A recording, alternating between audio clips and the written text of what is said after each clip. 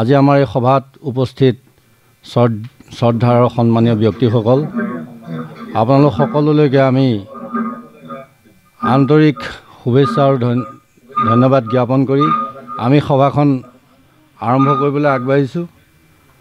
আমাৰ সভাখনত আজিৰ সভাখনত সভাপতিত্ব আসন গ্ৰহণ কৰিবৰ বাবে অসম জাতীয়তাবাদী যুৱ ছাত্ৰ পৰিষদৰ যোৰহাট জিলা সমিতিৰ সন্মানীয় সভাপতি প্ৰণৱজ্যোতি শইকীয়াক মই মঞ্চৰ আসন গ্ৰহণ কৰিবলৈ মই অনুৰোধ জনাইছোঁ। সভাপতিত্বত আমি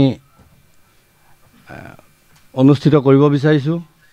গতিকে আনজন সভাপতি হিচাপে আমি আমন্ত্ৰণ জনাব বিচাৰিছোঁ ডক্টৰ বিচিত্ৰ বৰঠাকুৰ, অৱসৰপ্ৰাপ্ত বিজ্ঞানী, টকোলাই চাহ বিজ্ঞান কেন্দ্ৰ। দুইজনকে আমি সভাপতিৰ আসন গ্ৰহণ কৰি সভাখন সুচাৰুৰূপে পৰিচালনা কৰিবৰ বাবে অনুৰোধ জনাইছোঁ। বিশেষ অনুষ্ঠানটি যুটীয়াভাৱে আয়োজন কৰা হৈছে, ইতিমধ্যে আপোনালোকক অৱগত কৰা হৈছে। আৰু ময়ো এজন নাগৰিক হিচাপে এই সভাখনত যোগদান কৰিবলৈ আহিছিলোঁ, কিন্তু মই সভাপতিত্ব কৰিম বুলি কেতিয়াও ভবা নাছিলোঁ, কিন্তু মোৰ নামটো হঠাৎ প্ৰস্তাৱ কৰা হ'ল। গতিকে মই যিমান দূৰ পাৰোঁ সভাৰ কাম সুচাৰুৰূপে চলাই নিবলৈ যত্ন কৰিম। ব্যক্তি উপস্থিত হৈছেহি।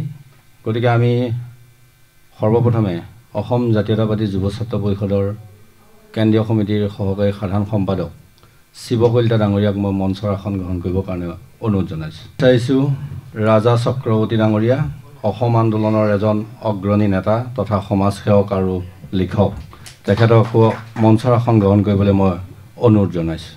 আনজন বিশিষ্ট ব্যক্তিক মই চিনাকি কৰি দিব বিচাৰিছোঁ ডক্টৰ ৰাজেন্দ্ৰ প্ৰসাদ দাস, অৱসৰপ্ৰাপ্ত অধ্যাপক, অসম এগ্ৰিকালচাৰ ইউনিভাৰ্চিটি, তেখেতকো মই চিনাকি কৰি দিয়াৰ লগতে মঞ্চৰ আসন গ্ৰহণ কৰিবলৈ অনুৰোধ জনাইছোঁ, জানিবৰ বাবে আহ্বান জনালোঁ।